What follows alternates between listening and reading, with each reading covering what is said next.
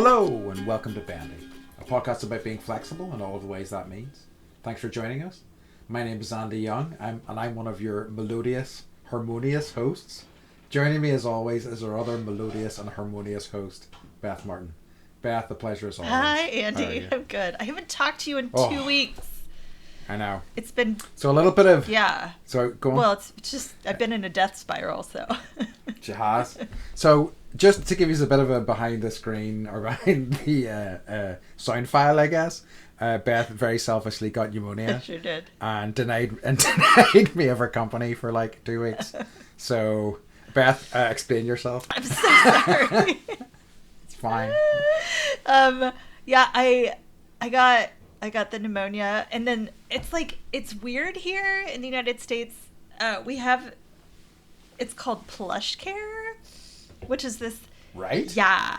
It's this service that you sign up for and you pay like $15 a month or whatever, but it means you get a doctor that will that will give you medications over the screen. So you don't actually have to go to sit at urgent care, sit at the emergency room if you're really sick.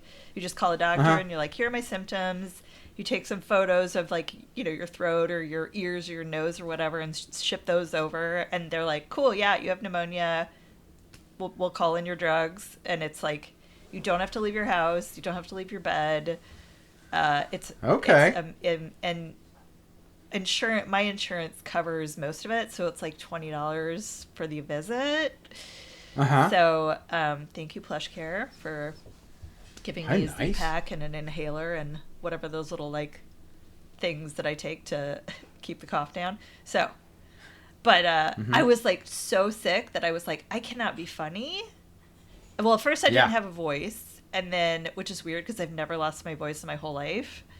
And me not being able to talk, oh my god. Yeah, what a nightmare. It was awful. And then the second week I was like, I was in bed. I was like, I can't be funny.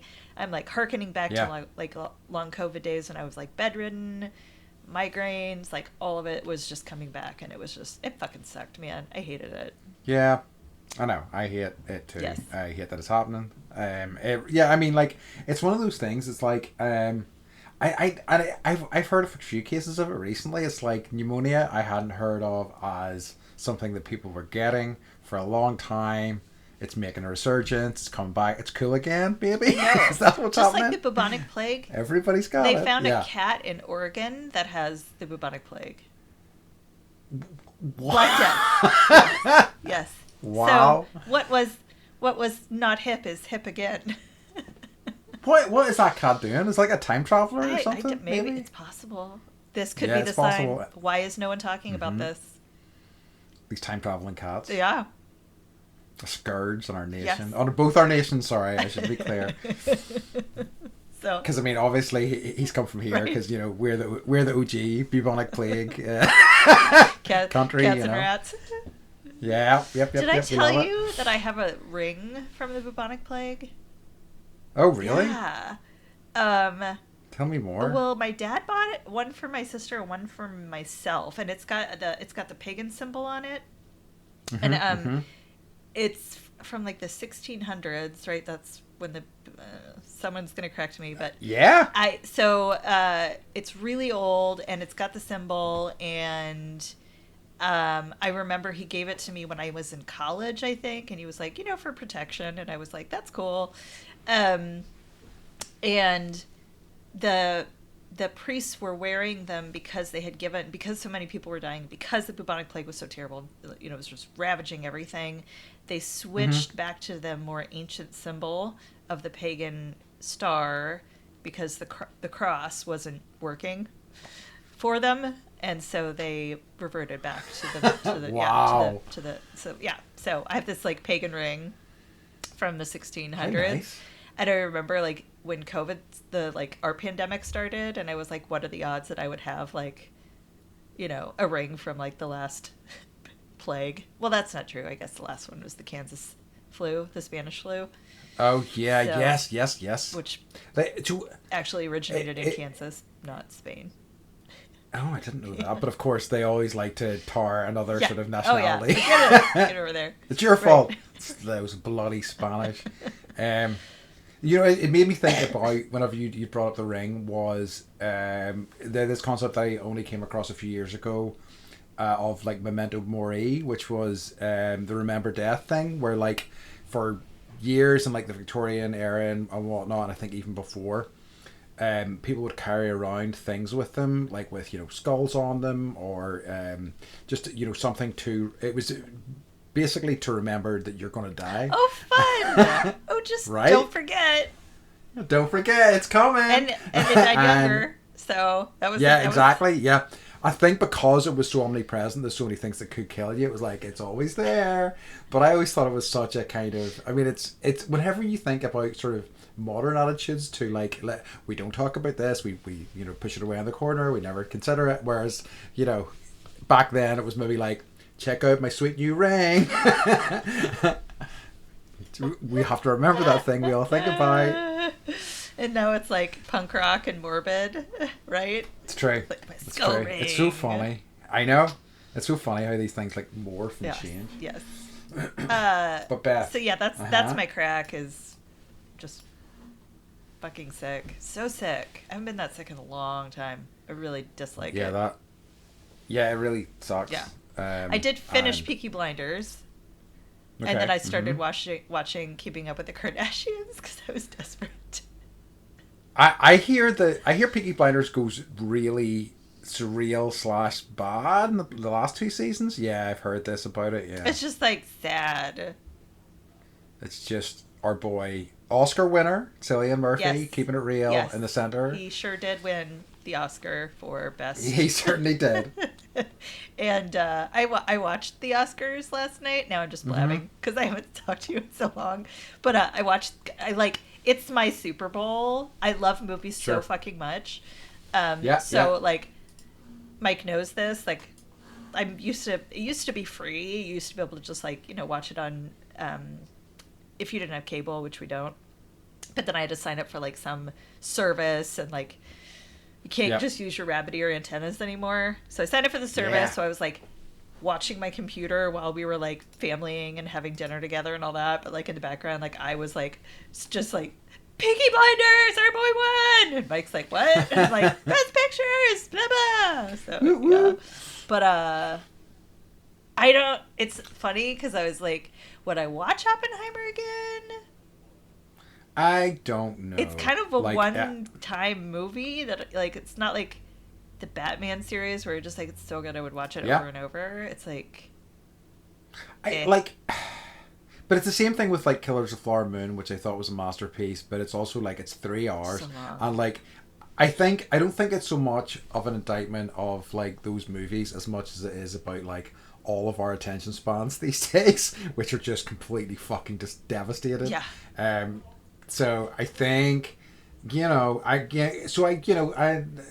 hope it does have legs, and I hope it does stay. I think it will be a film that people will revisit, and it will be, because I think it had, and I remember like seeing it in Barbie at the time, and I think they're 2 very different movies, but they both had like fairly sort of damning indictments of modern society, and in like a kind of quiet, say in a subversive way, which I thought was kind of quite cool in like 2 movies that both made $1 billion. I think Oppenheimer came close, certainly anyway. Yeah, I don't. Yeah, nuts. And it, even if it didn't, then it will now. Yeah, exactly. But yeah. Which brings me to, because talking about films, one of the things that I wanted to talk about was, since I saw you last, I went to. Well, no, there's 2 things that are film related. Okay. One is I went to see The Holdovers finally. Okay. I saw it. A few weeks back. I really loved it. I thought it was great. And when I was leaving the cinema, I was just there by myself, and there was this couple, and the lady in the couple just kind of kept looking around at me, and I was like, oh no, what's going to happen here? And she goes, did you just come from The Holdovers? And I was like, I did. And she goes, wasn't it brilliant? And I'm like, I really enjoyed it. I laughed, I cried. And it was just a nice wee interaction, which you don't normally get here in this country. People kind of keep to themselves. But I really, after having seen a lot of things that I have just felt like work in some places, don't work in others, I thought The Holdovers, for me, worked completely from beginning to end. I really loved it. What did you think of it? I liked it a lot. I liked it a lot. You know, Paul Giamatti's just like always one of my favorite actors. Yeah. Always, Yeah. I thought the cast was great. I thought that the woman that plays the chef was brilliant. Oh yes. She won the Oscar for Best Supporting Actress last night. So, or whenever people are listening to this. Yep. So, but I guess, did you hear the drama? No. Someone, the creator of Luca, which is an animated film that just came out, and another film is suing the person that. I wrote the script. Yeah, I heard. I did. Yeah. And it's like, literally, and I guess the person that wrote or directed The Holdovers had already seen that script twice. So. Oh no. Yeah. Okay. So whatever, the story is great. And it is. It's that, I guess that tainted it a little bit for me because I'm just like, Yeah, I think I'm kind of glad there's not an asshole involved. Yeah, I hope so. So too. good. I hope it's just. I mean, like, because when you do have find lots of cases in like artistic ventures of like parallel thinking where these things just kind of happen at the same time. So fingers crossed, it's just that. Yeah. But my other piece of movie related news is I went to right okay I'm gonna get it wrong. I think it's the Wizarding World of Harry Potter. Oh yes, I think it is the Wizarding World of Harry Potter, I believe. Oh, that might be a different one. I don't know. Anyway, it doesn't matter. It's basically in England. There's this kind of Warner Brothers studio tour where you go and you like visit the set. So Hogwarts Hall, Common Room. Yeah. Oh no, I forgot. Gringotts, is that right? The bank. Gringotts, thank you. The Gringotts Bank. Also, like the Forbidden Forest. Oh my gosh! Did you take pictures? This is so different than Universal Studios. Oh yeah, so this, I think basically what this is a lot of there were a lot of them were filmed here. So I don't think they're all the original sets necessarily, but they are like replications of what those sets were. Probably using a lot of the actual stuff, Mm-hmm. I may. So when I'm in London, I may have to go and. Did you go? Yeah, okay, do it. I'm totally gonna do it. It was really good fun, and were there a lot of people? Was it crowded? It was pretty crowded. Was it like Southern California crowded? No. Okay. We were there on a day. We were told it was like about 2/3 of the kind of standard number, and it felt pretty busy. But apparently, it can be a lot busier. So if you try to go on a weekday or something like that, Okay. But it was really cool and it was really great. It was like, and at first I was like, because I'm not the biggest Harry Potter fan, but I was like, I like them, but I'm not crazy about them. And at first I was like, yeah, this is fine. There's some interesting stuff. It's cool to see some of these sets and stuff, but they didn't have as much meaning for me. But then as we went through, and there's a whole section on the physical effects, some of the like animatronics and things like that. So they had, what's his name? Buckbeak? Buckbeak? Uh-huh. Buckbeak. Yeah, sorry. I got it halfway there. I'm showing, thank you. I'm showing you I my need the help. unibrow. I need the help because I don't. So there was like an animatronic of Buckbeak that like could turn its head and look at you and stuff like that, and it was like, and some of that I find all that stuff so impressive and that process so fascinating. So seeing that, there were like walls of like covered in like concept art and stuff that was just beautiful. And it's the sort of thing that like I probably wouldn't buy Harry Potter merchandise, but if some of this concept art was put on things, I would, because it's just absolutely beautiful. And then the final thing is like a to scale model of Hogwarts that you get to walk around. That's really kind of fantastic. I'll send you more pictures, and if you want to like put them up for people to see. But like, and halfway through, you can try butterbeer. What'd you think? Right? Mm-hmm. It was okay. Underwhelming, and I'd heard that before going in. My note was that basically they give you this drink, and it's kind of like I guess a sarsaparilla or like Dr. Peppery, and it's not quite a root beer, but it's in that sort of area. And then they give like a kind of cream, sort of foamy kind of top, which is almost like ice cream. Mm-hmm. But I think the liquid itself needs to be a bit richer, a bit thicker, and it would be great. It's too slight, and also it's like £8 for a glass. £8 for your like tepid lemonade with an ice cream top, right, like a float, basically. Right.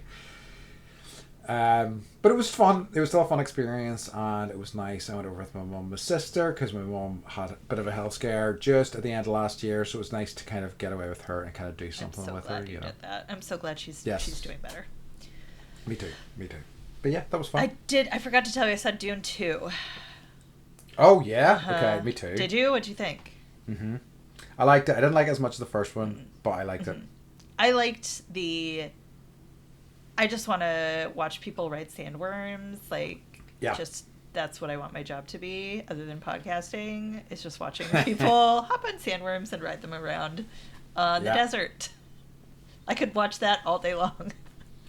I hear you. Like, I think and that kind of sums up what I really liked about it. I think once it tried to like move the story along, and like the story of June is so weird, it just kind of was a bit creaky, but I still really enjoyed it overall, and it also looked beautiful. That's what I was there for. Yeah, it was like the hard thing is like it was so beautiful, and we're just watching something like everyone created on a computer and so it's like it's not real what we're watching. I know.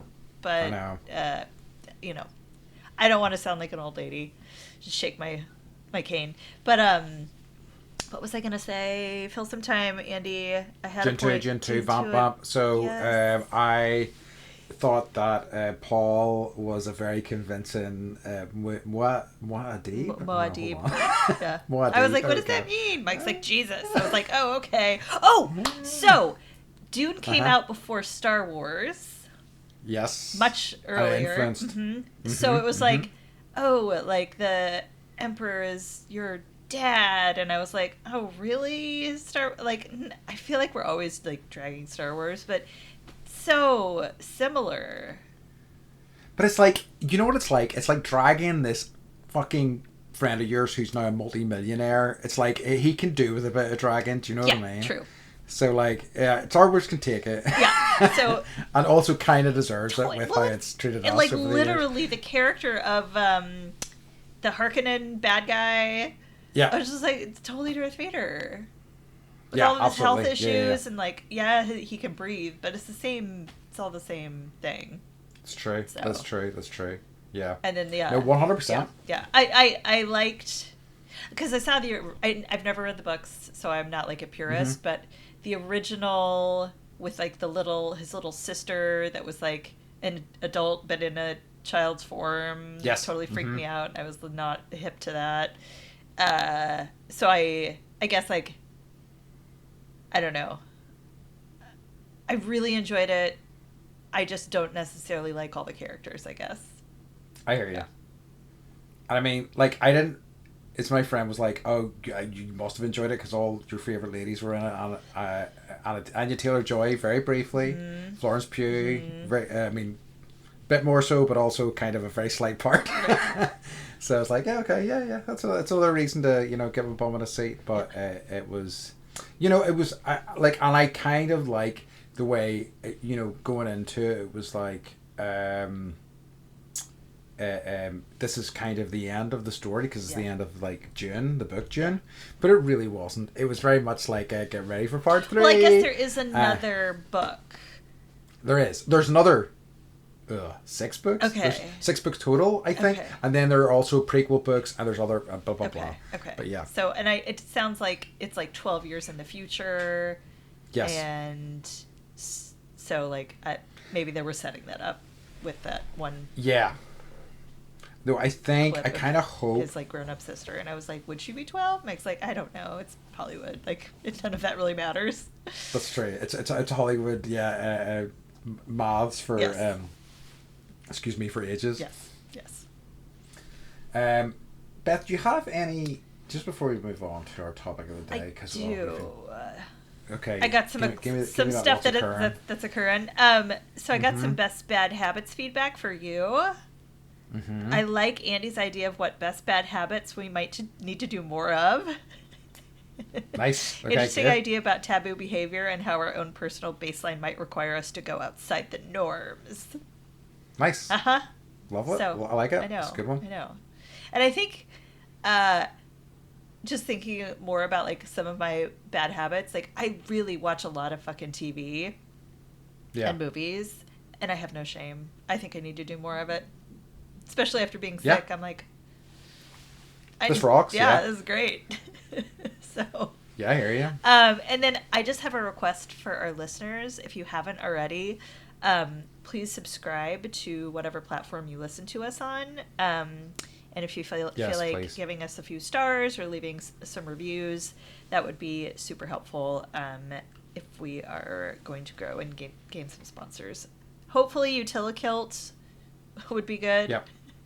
That's our number one. Or Sprite Zero, because I've been drinking a lot of that, being sick. Anyways, so yeah, subscribe and follow, and join us on our journey.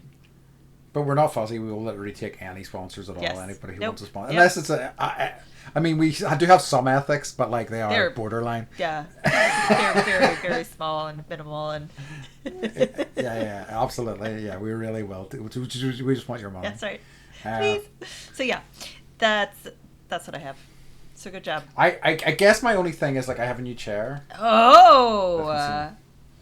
So there won't be as many creaks, both from me physically and from the chair that I'm sitting on. So that's good, right? Yes. Yeah. So I wasn't sure whether I was going to have it ready and constructed in time, but it's like brand new. It's lovely. I like the colors.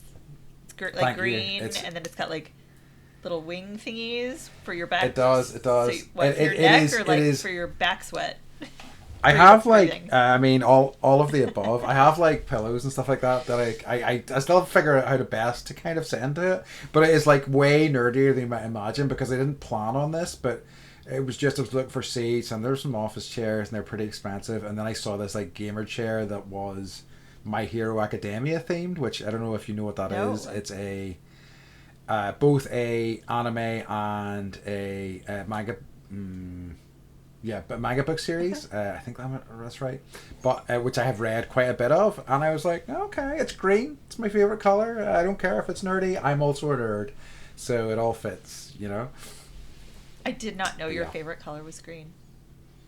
Yeah, it is. No, everything you're going to get. Well, you're Irish. I mean, like, exactly. I am. It's what a cliche.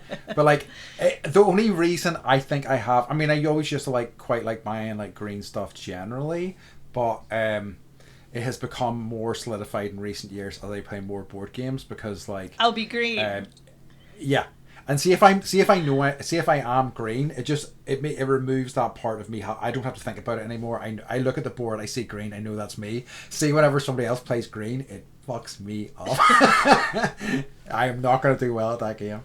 But yeah, so there you go. There you go. Just cliched Irish man with his green stuff. Green gamer seat. Yeah, with his green gamer seat. But anyway, so yes, right, okay. So shall we move on to our topic at hand today? Yes. Beth, have I forgotten the name of our topic? It is called Our Music Story. You're like staring at me, blinking. just Beth just saw the desperation in my eyes there. I did. It's there often, but yes. It is. I mean, it's normally there, but it was even more urgent than usual. So we're just literally going to talk today about both our experiences with music, you know, stuff that we loved when we were younger, stuff that we listen to now, sort of the types of music we listen to, because I think it would be fair to say that music's been very important to both of us throughout our lives. Yeah. And so we both thought it would be nice to have a conversation about it, and I think that's true for a lot of people, right? Because like I see how meaningful music is and how like emotional it is, certainly for myself, as well as in others. So yeah, so I thought it'd be nice to have a wee chat about it. How do you want to start? Here's how I want to start is talking about maybe not the first music you heard, but what music you were kind of surrounded by growing up. So that's easy because whatever my parents listened to, because when we're small we don't get a choice. So I listened to a lot of like Frank Sinatra, blues music, Jack Johnson, a lot of Jack Johnson. My mom got like the Time Life classical series. So we had, for each composer, I think there were probably like 30 of these like LPs, box sets. So Beethoven, Bach, you know, Mozart, all of the heavy hitting classical Mm-hmm. artists. I listen to a lot of like folk music because I lived in Mm-hmm. Kentucky, Nice. and Yeah, I makes listen to a sense. lot of opera. Oh, nice! Wow, that was a good sort of musical I education really from got a like a good, young age. very, very, Yeah. very, very good musical education. Pretty, Mm-hmm. pretty broad, I would say. That's Yeah. great. Was there anything in particular that like resonated with you from that time that kind of still stays with you now? I That like maybe still, like yeah. Like, takes you back? I definitely, songs from like the 1950s, I think, really bring me back. Like, I know all the words. Like, my Yeah. parents' song is Our Love Is Here to Stay. Mm-hmm. So I don't our know if I know love that is one. here, our love is here, our love is here to stay. I think it Okay. was like I can't remember, Cole Porter maybe. Okay. So Uh-huh. Uh-huh. like that always, like anything Frank Sinatra. Like we do Italian night once a week, and I always play Frank Sinatra. I want the kids to hear that. I think Yeah. also I really don't like opera. Yeah. It's just a lot of like. Have you ever been to I one? have. I went to see. Yeah, it's hard to go on. It is. It's like going to see Dune 2. You just sit and It's like I saw Aida, Uh-huh. and she dies at the end, and so the whole time I'm just like waiting for her to die, and like Yeah. it was tragic and awful. But it was also like 11:30 at night, and I was so fucking tired. And my mom was like, let's. She lived in Vienna for a year, and so opera. That's like that's one of the. It's meaningful to her. Yeah. Yeah. I understand. Yeah. And I don't listen to as much like folk music now as I would like, but Mm-hmm. when I do, like my southern accent comes back. I So love it. someday I'll sing "You Are My Sunshine" to you. It's actually a very sad Ooh. song. Yeah, you know what? I don't think I know that I ever analyzed the lyrics of that It's song, but really like it does sad. sound quite lovely. Yeah. Yeah. I was like holding my baby, like singing to her, and then being like, "This is really sad." It's just, yeah, Yeah. yeah, interesting. So, those are yeah, that's Those are basically good what, like, ones. until I could buy my own music, like, Yeah, that's what that's you what I were was kind of listening surrounded to. by. What about you? So like, my dad still to this day doesn't really listen to music very much at all. He's not a music guy. The only time he has ever expressed an interest in music, it will. There's no way you could predict who this was. I haven't talked anyway. I'll get to it. But it was that he once said to us that he would like Dido's album. Really? I know. Out of all the music he could have chosen, he's like, I quite like what I've heard of Dido. Can you get me the Dido album? We're like, sure, because it's the first time he's really asked for anything. So it's like, sweet, we're able to like get him a Christmas present that he wants for a change. Yeah. But so he didn't really listen to music, but my mom did. But my mom, her tastes were fairly like mainstream. I mean, not bad certainly, but fairly mainstream. So Beatles, Beach Boys. Cliff Richard, a lot of. You used to like Cliff. Did you used to have Cliff Richard in the US? No, okay. So he's an odd dude. But he's got some okay sounds. I went back and listened to some of his stuff in recent years, and some of his stuff's okay. But I never really. Mum was much more of a Beach Boys fan than a Beatles fan. So like we heard some Beatles, but we heard much more Beach Boys. And Beach Boys for me is very much the kind of sound of my youth, and That's something awesome. that still, yes, I love it because I love the Beach Boys and they're fantastic. And like it's still so much of that stuff still sort of resonates so strongly with me, and still it still takes me back whenever I hear, especially their older stuff. I think like I had a point where I didn't really hear any of their stuff, and it's only in recent years I've had friends who like listened to more latter Beach Boy stuff when like Brian Wilson left, because I always had the attitude that it was all terrible, but then find out there's actually some really good stuff in the latter years as well. So they're such a kind of like keystone for me. Like I think, I don't know, it's a cliche choice from Beach Boys, but I think like God Only Knows is just one of the most beautiful songs ever written. It's still kind of probably brings tears to my eyes, I would say, if I listen to it now. It's beautiful, it really is. So that was mostly me, and it's sort of but I had an interest in music, and as soon as I could start buying music, I just bought it by the bucket load, you know. What was your first record? First record was, I'm pretty certain was, it was by Partners in Crime. It was the Teenage Mutant Ninja Turtles. Yes. Is it called Ninja Rap? No, it wasn't called Ninja Rap. I can't remember. You know the song I'm talking about. Turtle Power. Yeah. Turtle Power. Power. Yeah, exactly. Stand for what you believe in. Power. That's the one. Find the strength to do what's right. That's Turtle Power. I had that tape, I think. That's another thing. It might bring tears in my eyes. I'm embarrassed. Hey, go for it. It was Wham! Make It Big.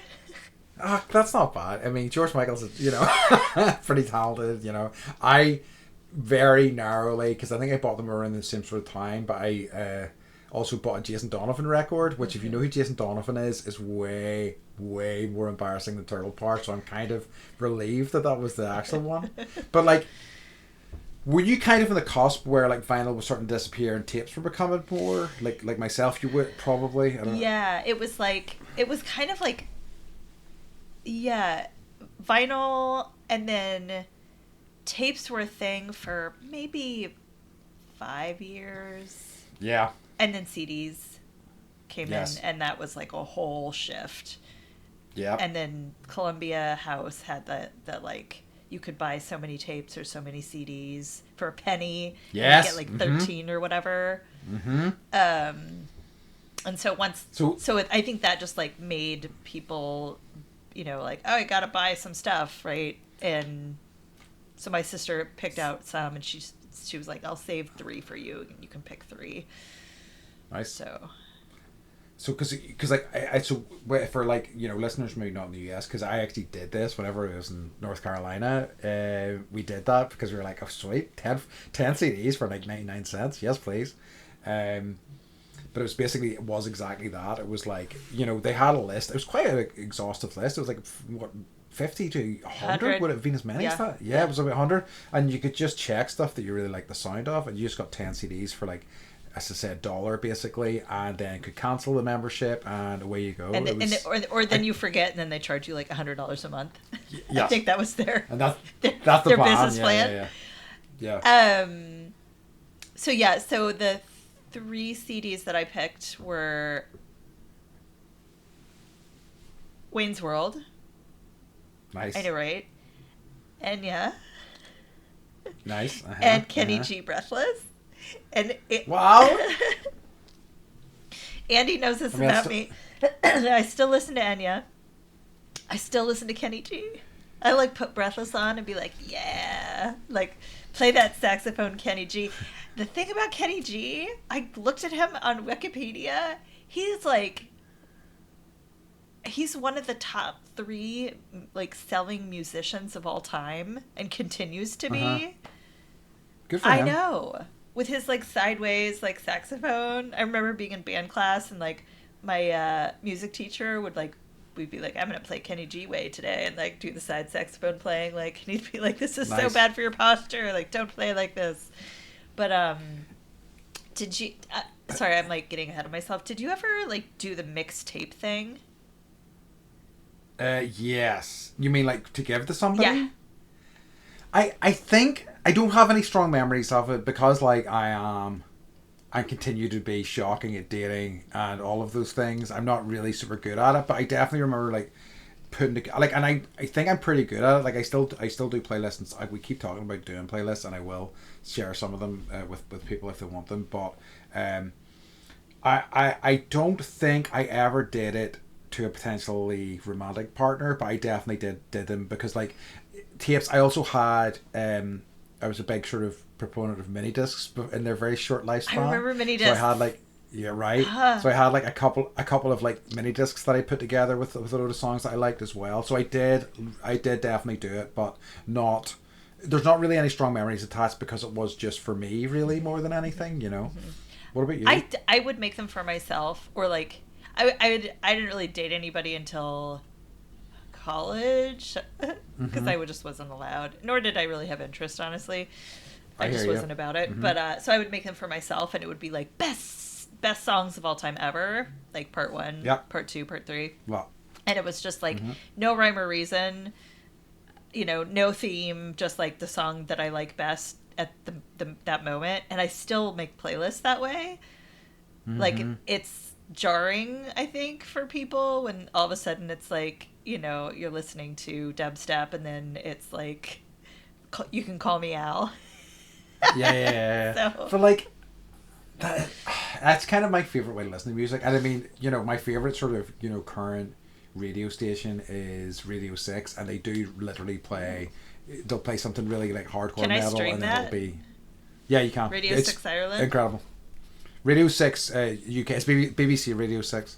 Okay. But like, it is the only, because of the nature of how the BBC works, it is ad-free. Also, all the kind of DJs are essentially allowed to play whatever they like, and it does get nuts at times. Like if you, especially if late into the evenings, where it's just like, here is a 10-minute long recording of some Bulgarian throat singing, and you're like, I don't know about this, but I'm excited there's a platform for it, but it's not for me necessarily. But I kind of love that there's such a wide scope of stuff in that. And, then they'll like play Miley Cyrus because, somebody wants to play Miley Cyrus, right. And I'm like, I love it. Right. Yeah, there's a station in Tahiti that it's TRIFM. And they don't, again, no rhyme or reason, like they'll play like a Polynesian, Angelo song, and then they'll throw in Michael Jackson, and then, like jazz, and you're just, and then, they'll talk about the news in French for like an hour, and then, it's great. It's just, I love, and that's one thing that we always do when we go somewhere. We have this little AM/FM radio. I should have brought it to Portugal. I didn't even think about it. But we always listen to like whatever radio stations they have. It's a nice idea. Yeah. So, do you have an AM/FM radio? Yeah, I do, but it's not something, I don't think I've ever listened to, well, no, I'm sure I have listened to local radio stations in the past, but I don't think I've specifically sought them out. But we do, because like, again, BBC dominates so much of, it has for me, so much of what I listened to in the past, that it's just the radio station that you knew. Like, a lot of local stations would play okay-ish stuff, but stuff that was a bit too boring for my taste. I was like looking for, weirder, wackier stuff by and large. So like they were fine, but like, I mean, the first thing when I bought my new car, it was like, more than anything, I needed to switch the ignition on and hear Radio 6, because so many other radio stations I just found made me nuts. Whereas, and I don't always like the music that's played on there, but it's always interesting, for better, for worse. So when you were a teenager and you were starting to like really develop your own sense of like self, what were your favorite artists? So I think fairly typically I kind of started off with that.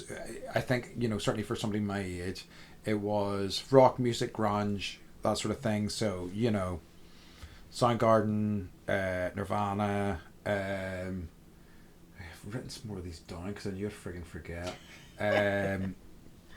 But like also some hip hop, because hip hop was such a big thing in the 90s, even over here. So like Wu-Tang Clan, Dr. Dre, Snoop, things like that. So like that's what really kind of, and also because like, Nirvana came and Soundgarden came at the perfect time for me, like as a teenager, and it was all about how fucking life is hard, man. Right. And that's exactly what you're feeling. Right. Like, I mean, not that I've progressed far beyond that phase, but like I was really into it back then. And so that's what really started me off. Green Day would be a bit like, so I was like poppy sort of punky sort of stuff as well. There was a local band called Therapy I really liked. I really liked Ash, which were another kind of local band. And like as I kind of got into my late teens and I was able to go to gigs and stuff like that, I started going to a lot more gigs, and like certainly late sort of high school times, and also throughout all of my university experience, I was going to like gigs all the time. Like that would have been my preference to go to, rather than like a club night or whatever. It was just like go and see a live band. Yeah. What about you? I was from the Pacific Northwest, like during grunge, so it's like Nirvana, Soundgarden, yes, Mudhoney, like Skinny Those Puppy.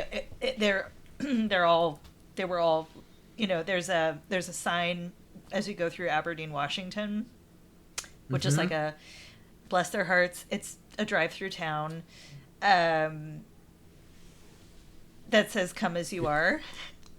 Yeah. So that's where that came from, and that's where Nirvana is from Aberdeen, Washington. Yes. So I kind of was like, as a teenager, I was anti all the things everybody else was into. So I remember, I think I was in like middle school. I was probably in like grade 7 or 8 when Nirvana really came out. Like Smells Like Teen Spirit came out, and I remember that was the same time Teen Spirit, the deodorant, was out, and so that's what Smells Like Teen Spirit like has a double entendre that no one remembers. Yeah, so it's about the deodorant, but also like, Teen Spirit. Yeah, also, yeah. And then they went out of business, and I apparently am the only one that remembers this. So, but I remember like being in the locker room, and someone was like, "Do you like Smells Like Teen Spirit?" And I was like, no, thinking that they meant the deodorant, and then realizing like I wasn't hip to what was going on, and so I just kept going down that track of like, I just don't like Nirvana.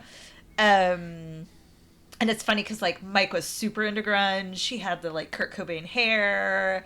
He was wearing the flannel with the like, all like dressed exactly like all of the. I have a photo I could send you. You will die laughing. Like with a bandana around his head and everything. Yes. The, like Doc Martens and cargo shorts. But we still have like an original like Nirvana poster with Soundgarden. Like hanging up in the garage, you'll see. So nice, love it. But for me, it was like I really got into Smashing Pumpkins. I really got into Sloan. I really got into the Pixies. I still love Blind Melon. That's like No Rain is my karaoke song. Yeah. But I like, even though I fought it, like I'm definitely a product of the grunge movement, and like the 90s, the music of the 90s. Like I miss that time period. Because there was so much happening, and it was so different from what we were moving away from, right? Which was like poppy pop music, and there was like you probably didn't have Sub Pop Records there because it was like an underground. I know who Sub Pop are. So it was like underground music was huge. Yeah.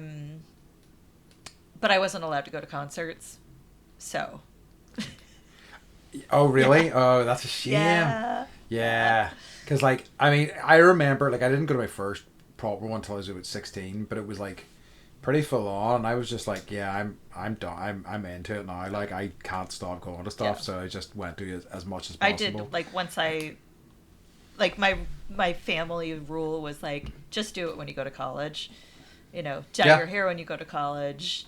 You can date when you go to college. You can, go to concerts when you just wait until you go to college. I was like, fine. And then I went fucking nuts. And it's just the downside of those rules. But so my first concert was the Rob Zombie concert. Oh, hell yeah. Like, the one that we might have been on the same tour for? Yeah. So Rob Zombie, Korn. Who else was on that? I can't remember. Yeah. And, like, I saw Marilyn Manson and Courtney Love do their tour together, and she's from Portland, and like everyone was there to see Marilyn, and she was super angry at the crowd that like we weren't more like Courtney. She walked off the stage like halfway through her set. Oh, so cool. And like it was like that was like the height of Marilyn Manson's fame, and it was like the beautiful people, and like he was like on stilts, and I was like, what is happening? I'm so high. And then, like, once college happened for me, then I really started going into, like, I discovered Pink Floyd. There was a guy I had a crush on, and he was like, have you ever listened to Dark Side of the Moon? And we were, like, getting high in his truck, and I was like, no. And he's like, let's go off and drive and look at the stars and listen to this album. And I was like, yeah. And so we did. We just sat in the truck and, like, looked at the stars, and I literally... I went somewhere else in my mind, and I know how much you love that album. I love it. And then that whole year, I listened to it every night while I was falling asleep.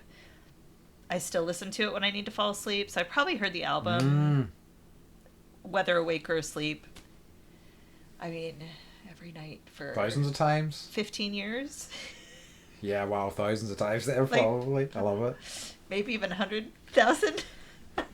Yeah. And I did twice. see Roger Waters. There's an amphitheater up in George Washington. It's an outdoor amphitheater, and I saw Roger Waters there, and he did all of Dark Side. And I remember just it was again like a transformative experience, and like a plane like came flying up the Columbia Gorge, which I've taken you to, and like turned and flew over the whole crowd, and we were all just like, ah! It was amazing. And then I got into rave music, which is a whole nother topic. Interesting. One of the things as well that I had meant to touch on, like, and certainly, and I feel like it's such a formative thing, is definitely like I had a metal phase as well, and I think that early on, because it's so angsty, it's such a perfect encapsulation of youth anger as well. I think metal, and like I still listen to some, but like it was so big for me back then, and like I remember going to see whenever I was in North Carolina for that the Cat's Cradle, which is a really famous venue. I was like literally 50 minutes walk from the campus. Wow. And I saw a ton of stuff there, like John Spencer Blues Explosion, who are amazing, but like probably, and it's a gig that still sticks in my head, seeing Fear Factory. Ooh.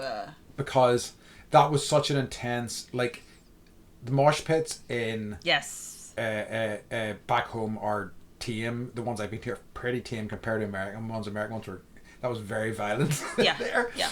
I've only been really in extreme. I've been in 2 mosh pits in my life, and I was just like, this isn't my thing. It's not fun. But like just being at shows and like watch. So for those that don't know what mosh pits are, basically this was like a big thing that happened in the 90s where people were like headbanging, which would you like flip your hair around. I used to be better at it than I am now. It hurts my neck. I'm old. Yeah, me too. But like people would literally like fight. Yes, they would. Like you'd create like everyone, but it wasn't like 2 people fighting. It was like the whole crowd. You're just like running and jumping and pushing and shoving into each other and punching randomly. And like the more bumps and bruises, like the better, the more fun you had. Ooh, forgot about Jane's Addiction too. That's another. Yeah, the art cracker. Yeah. Yeah, like so I was just like, this is not for me, and I think that was a real turning point in my love for metal, where I was like, yeah, this isn't my vibe, really. Like I enjoyed that show, and I definitely saw more metal as time went on, but I think my sort of like love affair with metal kind of died off after that. Yeah, I still like, we have a playlist that Mike made. It's called Metal for Breakfast, and it's like when he was working at the lab with the college students and they weren't getting up to do like, get ready to go diving or whatever, he'd just throw on Metal for Breakfast, and like, I love it. Yeah. So you're listening to, Metallica first thing in the morning. It's like, okay, I'll get up. So, that's good. But yeah, go ahead. No, I was going to ask, do you have a live concert experience that particularly stays with you? I do. I have a few of them. Yeah, I saw Thievery. I have a few. I have a lot actually. Thievery Corporation was amazing live. Roger Waters show was amazing. That was the best show I've ever been to.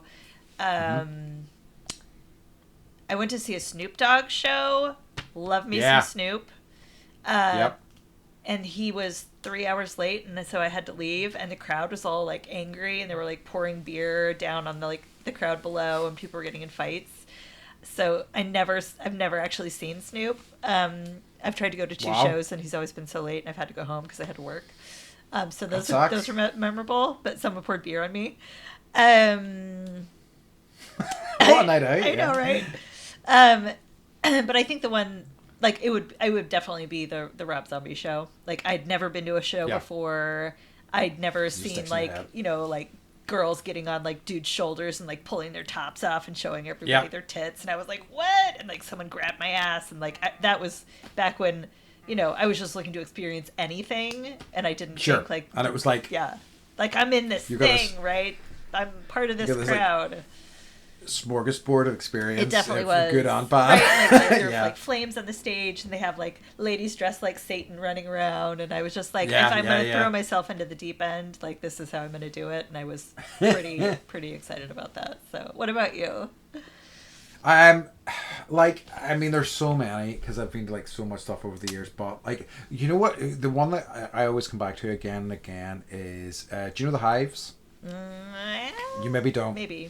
I don't think they were as big in the US as they were over here, but like I still think they're one of the best live bands I have ever seen. Their energy levels, they were just incredible. They do like they had they just reformed actually recently. They were like on a hiatus for like a big chunk of time, but they were just silly and fun, and they just got it in a way that I just really adored. I also have really fond memories of seeing Rocket from the Crypt when I was younger. I really loved that band. And like Queens of the Stone Age, when I finally got to see them, were incredible. I probably more than anything, what I love is like my first. So we have a few different festivals over here. There was a festival called Electric Picnic. And the first year I went to that was just incredible. Like, it was so good. It was just like such a cool. And I had friends who went were like, it was kind of like early kind of years Glastonbury. It was just really kind of arty and eclectic, and it was all ages, and it was really friendly.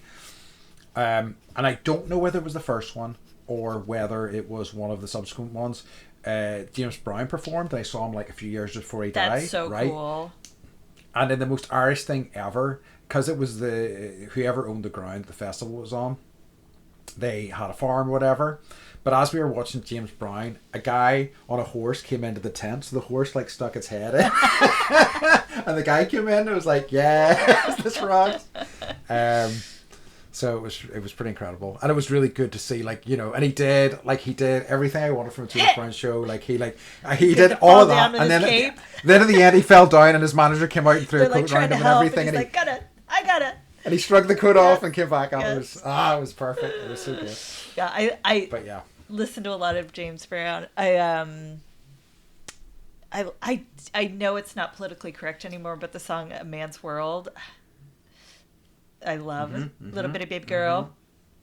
I love it. I still listen to it when I want to like feel good. Like, he's a singular guy, and like there was definitely a guy with problems. Totally, and, like, beating his girlfriends and wives all the time, and like so it's definitely you try and separate the artist from the music. You very much so with him, but like there's so many, and like I think like so many other guys who are also not great, and it's kind of hard whenever you find out information about a band that you love, and you're like, oh man, are you that sort of guy? Fuck. Bass Nectar. Why? Yeah. So. I forgot about that. I used to see him at Burning Man, and that's the whole. Okay, so there was one festival I went to, and this was like right around the time that like music festivals in the United States, like it was before Coachella. It's called Sasquatch, and it's at the Gorge Amphitheater in George Washington. It's great. You guys, if you're ever in the Pacific Northwest, like go see a show there. It's so good. It's where Dave Matthews ends his tour season every year. It's so great for those who like Dave Matthews, which I do actually. But so I saw it was like a 3-day festival. So I saw Bjork, and I saw I was able to see the Beastie Boys. Yeah, and it was like this weird thing where they had like activities as well as performances happening at the same time. So like I was in between the Beastie Boys stage and then this luchador wrestling match that was happening. Nice. And so I'm like listening to the Beastie Boys, and the luchador like they give you like tortillas. And so you're like throwing tortillas, and like I hit one of the luchador wrestlers, and he like turned and looked at me, was super pissed. And like the Beastie Boys are rapping, and I was like, again, like when am I ever gonna be in this experience again? Yeah, so, that was perfect. Yeah. Like I think, that sounds amazing. They're a band that I really wish I'd seen, but it never happened for me. Unfortunately, I'm gutted that was gutted whenever one of them passed away. Yeah. Like my sort of my biggest sort of like slight at a festival was that Oasis were playing, and I was just like, yeah, I'm good. I'm good for seeing Oasis. And like, I quasi regret it, but I really don't like them. And their music wasn't sort of super important to me. Like Britpop generally was just not what I was into, so I really kind of bounced off it in a big way. So it was actually, just walking past Oasis were playing, I was like, I'm fine. Yep. I know they're big, pass. but it's just like, be grateful for what you have. Yeah. And like, that's kind of. But like, it's so funny that like it's just because they're kind of assholes. We're guys with actually bad histories. I'm like, oh well, we can forgive them. Right. True. It's funny. It's like, it's funny the line. Yeah, it's funny the lines that you draw. I did walk out of a show before it even started. Jane's Addiction, actually, but it was it was like. This was maybe like 13 years ago, and they were playing in Portland, and my friend came in from out of town, and we both are empaths, and like she's an energy worker, and so we're like standing in the audience, they're running late, and like 2 fights started happening around us, and she had to defuse both of the fights. And it was just like, and everyone wanted to, like, it was like they hadn't toured in so long, and so it was like everyone's most important show, and there was just like this weird energy in the air, and I was like, both of us looked at each other, and I was like, I think if we stay, like, we're gonna end up like getting hurt. And she was like, I feel that too, like, let's leave. And so we went to the bar downstairs and like went home. Fair enough. Just right. Yeah. In hindsight, I should have just like handed the, like, I had already given the tickets, to the ticket guy, so I couldn't give them away, but no, but like, potentially saving the other people that went in from something bad. That's true. Because I know exactly what you mean. Like, I've definitely been in a place where I'm like, I don't want to be here anymore. And kind of hard to explain that to other people. Sometimes. Yeah, totally walked out. But, didn't even see them play. No, not at all. Just sometimes the right decision. I suppose. So just, I guess, I mean, if there's any other thoughts or any other sort of bands or experiences that you want to give like an honorable sort of mention to? I would say electronica for me. I really got into like the underground rave scene in the 90s. So like you would go, like, I don't know if you ever saw the movie Groove, where they like, I don't know that I did. Okay, so it was famous in the 90s. They tried to like capture this underground music scene. So you would like, there would be a phone number you would call if you wanted to go to, you would get the flyer that had the date, but they wouldn't have the location. And so you would call this number and they would give you an address. You would go to that address. They would give you another address. You would go to that other address, and then they would give you the physical location, and then you would drive to the physical location. So it was kind of like a little treasure map, and then you would get to the place. And like, honestly, if you drove around the city for like 10 minutes, you would hear the like doo doo doo. You would hear the bass. But it was, and then you would all get in line, do all your drugs before you would, get through security, and then be up all night rocking. And so like, I got to see like Tiesto in the early days. Nice. Carl Cox, Paul Oakenfold, Moby. Like all of those. Now, like, I think Tiesto was rumored to be like playing the Super Bowl, and like they have residencies in Vegas now. And stuff like that. So, I've seen that. And now it's like electronica is so mainstream that it's true. Dubstep, and is in Deadpool 2 when he was like, is dubstep still a thing? And I'm like, oh god, I hope it is. Please.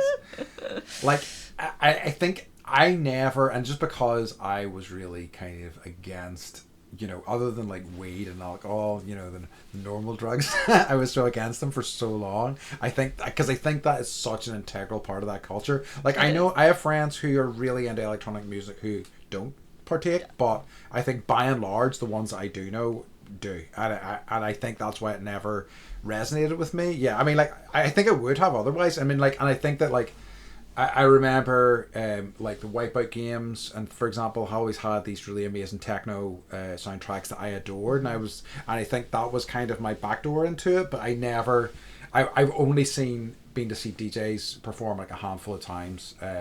I've never kind of, and like this, like, you know, considering like how conservative we are, or maybe as a result of that, you know, there was quite a lot of like, you know, raves in like fields and things like that, and like in the middle of nowhere. I had friends that used to go to them, so we definitely had that sort of scene too. Yeah. I just wasn't plugged into it, you know. We had the field raves too. Mm-hmm. It was just like it was like there were so many events happening all at the same night. You know, like I would go up to Seattle, you know, for big warehouse parties where there would be like, I don't even know. It's hard to explain. It's hard to explain. Maybe I need to go to like Coachella or something and just like try and like draw a comparison to see if it's different, because a lot of these artists are playing there. But it was just because I think I was so sheltered, I was looking for something slightly nefarious.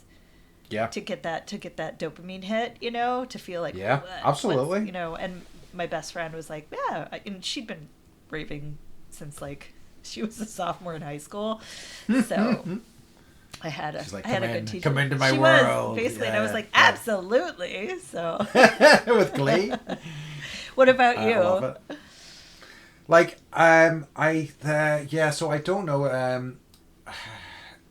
I think just kind of generally, like, the only other thing I wanted to say about this was that, you know, as I kind of got older and I kind of got into my 20s, I really kind of just branched out and tried to listen to as much as possible. It was always kind of one of my favorite things. I do really try to.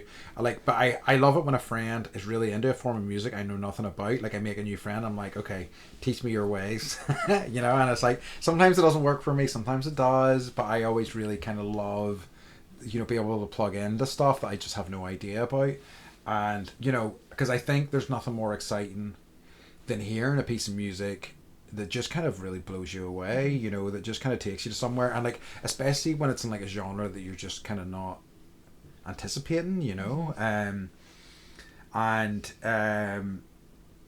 I say, I think, you know, so like I really kind of, as soon as I got into my 20s, I just kind of tried to listen to as much as possible. I think that's when I started trying to listen to some classical music, and like I listened to some soul, and, you know, and so on, and just try to, I don't know, just it's like my same attitude with like eating food, which is like, I know a lot of people eat the same thing because they know what they're going to get, but I might be missing the best bite of my life if I don't try something new, you know. And it's the same with music, you know. So I always kind of want to listen to that song, and still so often, like, at my my phone is now like, I Shazam is like my friend all the time. You still Shazam. I love it. Oh, constantly. And like, my Shazam playlist is insane. It's just all sorts of genres, all sorts of different stuff. But like, I've heard, you know, got so many good tracks off that. But just at a friend's house, where like, I love it whenever like a friend, or like I was just staying at with friends in Scotland at Christmas there, and his girlfriend just like put on some music and like one of her mixed things, and I'm just hearing all of somebody's taste. This is amazing. I love it so much. But it's just, I don't know, there's something really wonderful about music, particularly more so than other media and other like TV and stuff like that I feel is emotionally transporting, and I think it's definitely worth exploring that as widely as possible. I definitely agree with what you just said. And the stuff you send me is always not something I ever would have found out myself. Yeah. Right? And I usually cry because it's just like so amazing. Yeah. It's just like I have like the Andy sent me this, so I'm gonna cry playlist. yeah. But like, I do tend to send you the ones where like, this song makes me cry, Beth. This one's about depression. Yeah. But they're I think that's what I search for in movies, is that feeling, not of depression, but like feeling something, right? A connection. Yeah. Absolutely. I'm always still seeking a new, I think for me it's newness, like a new experience is what I'm always after. And so I think similar to you, it's like I will try anything once. Absolutely. You got to, Yeah. I think. It's the only For the way to most do it. part. Yeah. Within reason. For music. Yeah. For music. And legally. Right. Yeah. Okay. All right. So I think we're ready to move on to our last phase, the most dreaded phase. This is okay. So Beth, I've got to ask you, what's been bringing you joy in your pneumonia pneumonia times? Honestly, TV. Yeah. I mean, that's my old friend, as you know. So, no, I think honestly going to see Dune in the movie theater brought me a lot of joy. Good. Unexpectedly. I knew it was going to be long. I knew I was going to drag two children that probably didn't want to sit for 3 hours, and they did a great job. But just like the sounds were amazing. Yeah. Like the big booms, like where the whole room shakes. I got a lot of joy from just watching the story unfold and watching something so,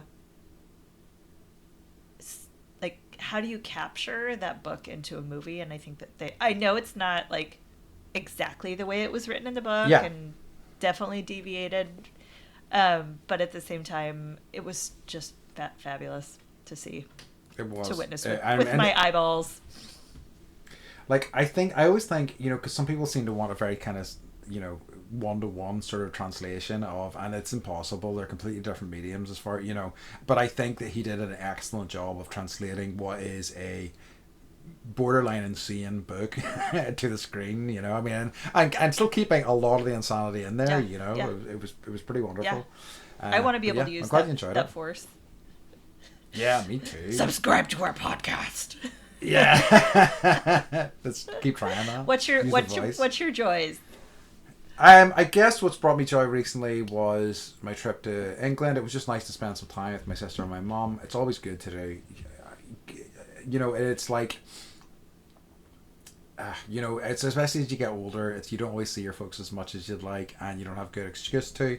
So it was good that we actually all made the effort. We all travelled together and we did this thing, and it was just nice to kind of, to do that we sort of like family activity again, even in my old age. So that really brought me joy, just to kind of spend time with them for a few days. Yeah. I didn't know that so much of Harry Potter was filmed in Ireland. Yeah. So, oh no, in England. Sorry. Okay, right. Yep. That's where you were. Duh. I'm still. Pardon my brain. No, it's all right. No, not at all. It's just in case we get some of our angry listeners going to Ireland and going, "Where's this Harry Potter world? You lied to us." I think. But it's time. Yeah, it is. It's to time outbend each other. Yeah. Clear those throats. It's time to remind everybody to stay